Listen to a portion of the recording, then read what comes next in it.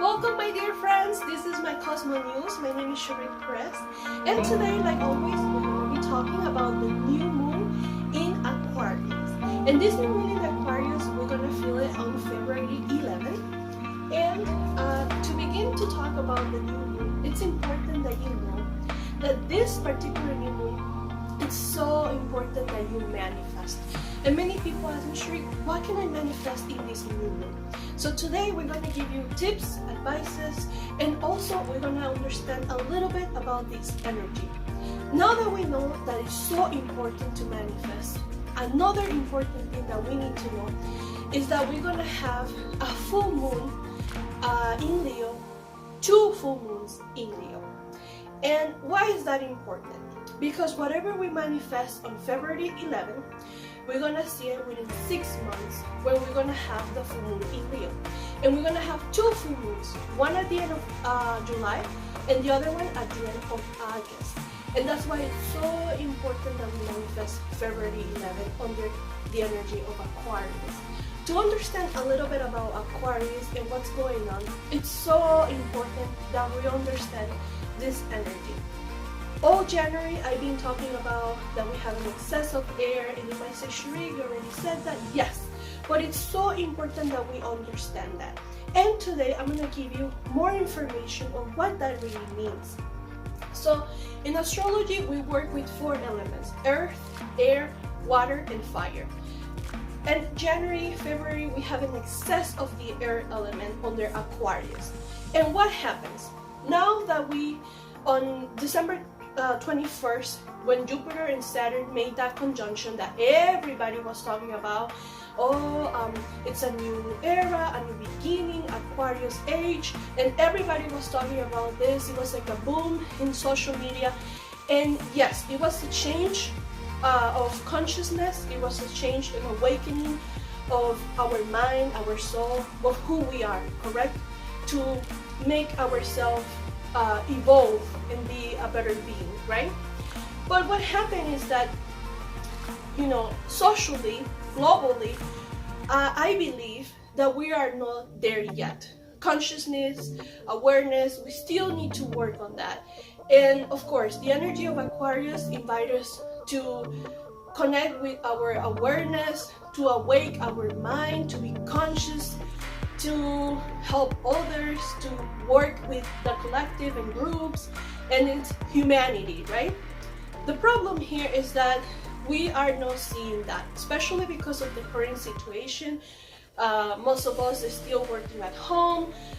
Some people cannot see their friends or families, or they gather in a very small group, and they don't gather as frequently as we used to. So instead of hugging and kissing and connecting and being around the people you love because of the current situation, we are not allowed to do that.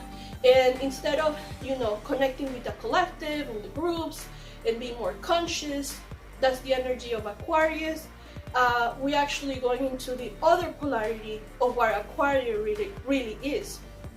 And what happens when we disconnect with that high frequency, what Aquarius is that our mind, we have this effect of butterfly mind, like we don't have a concrete thought in mind, like a mindset.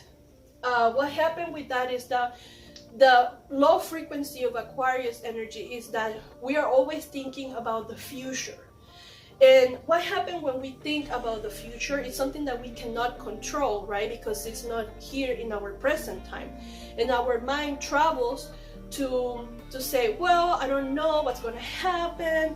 We're always thinking about the future. And what happens with that is that creates anxiety. And how many people at home are feeling anxiety? We're staying at home. We cannot see our friends and family like we used to. Now we cannot hug and touch, and it's hard, So this is the low frequency that Aquarius is.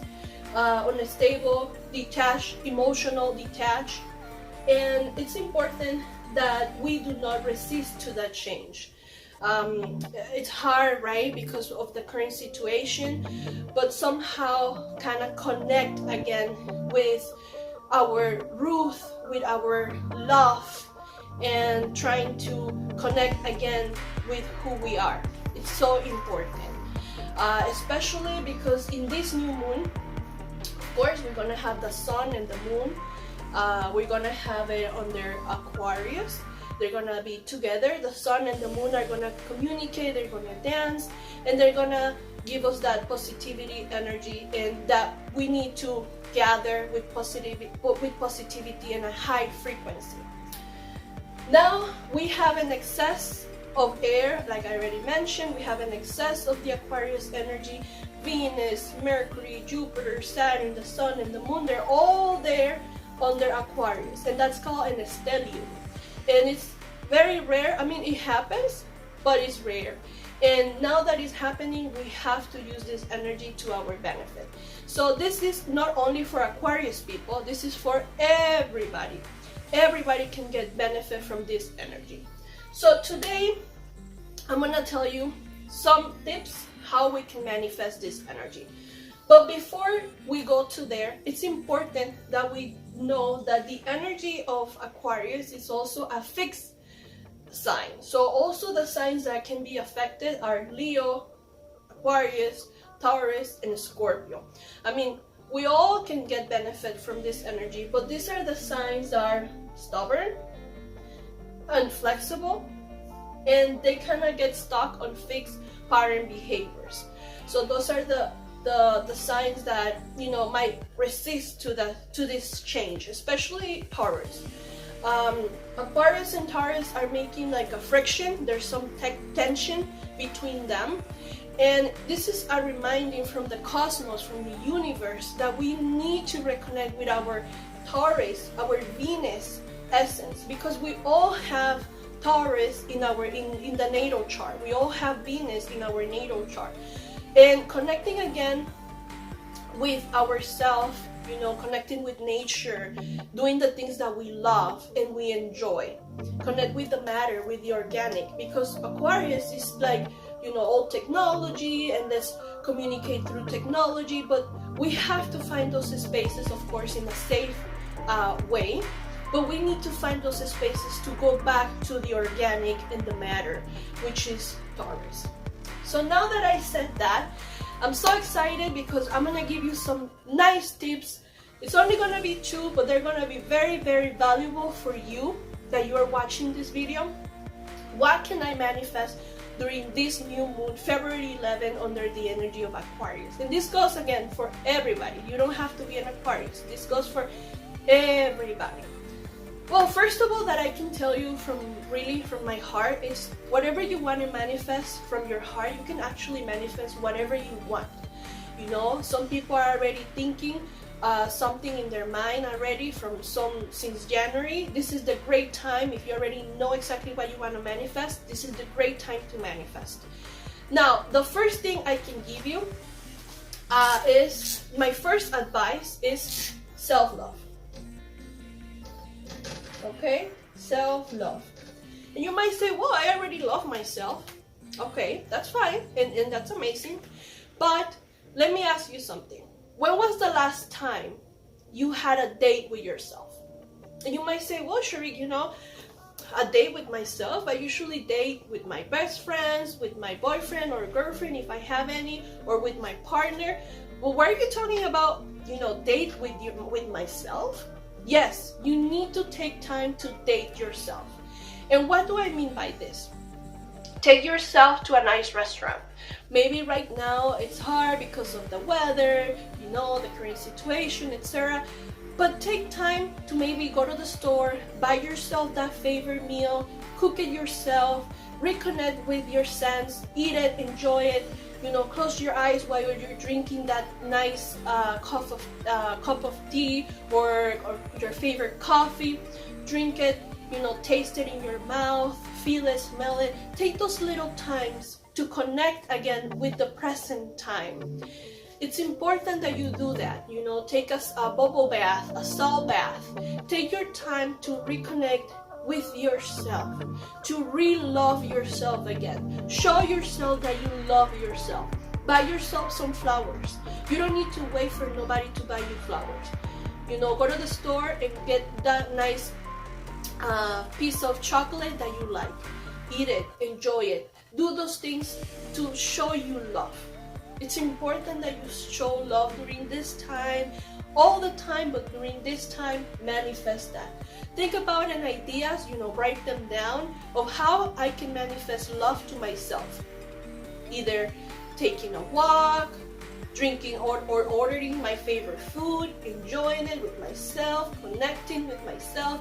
It's so important that you show love to yourself.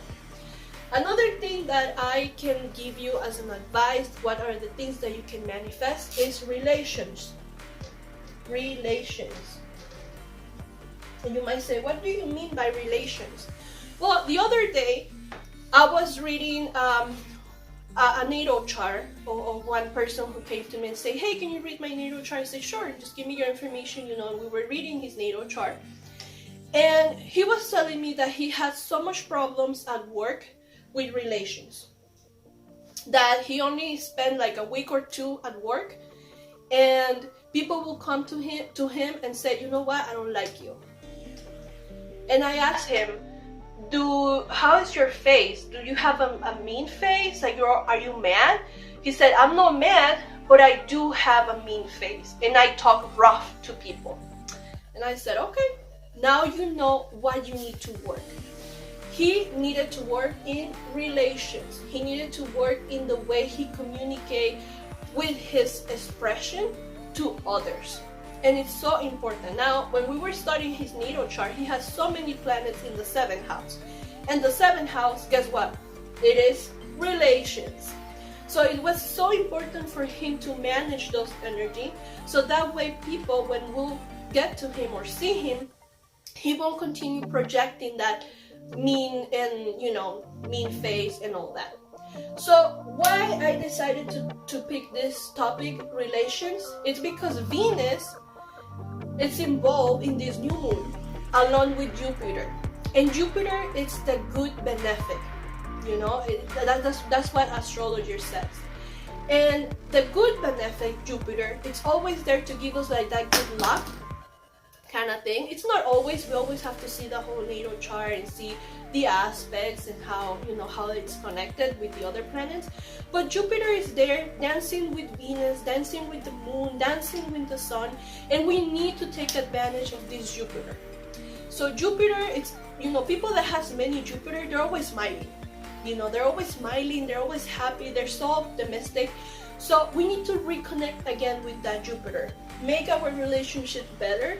And one advice that I told this gentleman, it was, you know, start laughing. You know, don't laugh like in a sarcastic or unnatural way, but just give a smile. I hope that advice helped him and he can, you know, be better in his relations at work and in general. But that's one of the things that we need to work on this new moon. These are some tips that we can, you know, incorporate in this new moon to manifest. Now, how do I manifest this? I recommend you, you know, you sit in your house, in your sacred space, and, you know, you can close your eyes. You can burn some sage, some palo santo, some copal, or your favorite incense. And you can put some music in the background, maybe, you know, some birds or nature, something that you like. And maybe you can just close your eyes and you can visualize in your mind how you're loving yourself. You know, you're visualizing yourself going to that store, buying that piece of chocolate, and being so happy that you're gonna eat it and you're gonna enjoy it. And then you can actually do it, right? The second thing you can do is you can write down in a piece of paper how is your relationship with others. I mean, do you have friends? Do your friends look for you? Do they help you? Do you help your friends? How is that relationship with your friends and family? And then you can write it down, and then at the end you can burn it and release it. Okay? So thank you so much for watching. This is my Cosmo News. Once again, my name is Shereen Perez, and this is the new moon in Aquarius. Amazing new moon that you need to take advantage. So please do that, and thank you for watching once again. And remember, be done in a harmonious way. Thank you.